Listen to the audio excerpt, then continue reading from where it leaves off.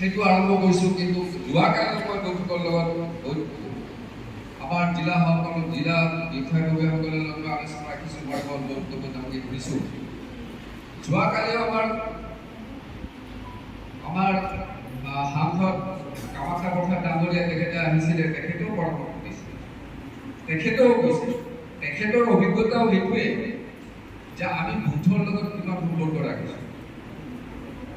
আমাৰ টাউনত কিমানটো বুথ আছে, আমি মাজতে যদিও বুথ সশক্তিকৰণৰ কাম কৰিছোঁ ঠিকেই, কিন্তু সেই বুথবিলাক আজি এক্টিভ হৈ আছে নে নাই, মোৰ যিটো অভিজ্ঞতা ইমান কিন্তু নাই। এইটো আজিৰ পৰা নহয়, আগৰ পৰাই বুথ থাকিব লাগে আছে, লগ ধৰিব লাগে লগ ধৰোঁ, মিটিং কৰিব লাগে মিটিং কৰোঁ।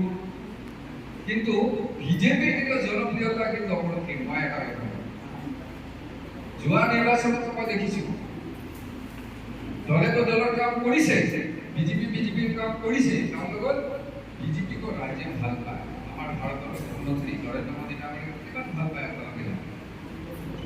ৰাইজে অলপ কম কৰিলেও কিন্তু বিজেপিক ভোট দিব, বাট জনতাক আমি টেকেন ফৰ গ্ৰান্টেড বুলি ধৰি ল'লে নহ'ব। আজি যদি আমাৰ বুথৰ কাৰ্যকৰ্তাৰ লগত যদি সম্পৰ্ক ৰাখোঁ, তেতিয়ালৈকে মই ভাবোঁ যে জনতাৰ লগত সম্পৰ্ক এটা হৈয়ে যায়। কাৰণ এটা বুথত যদি ৩১জন মানুহ থাকে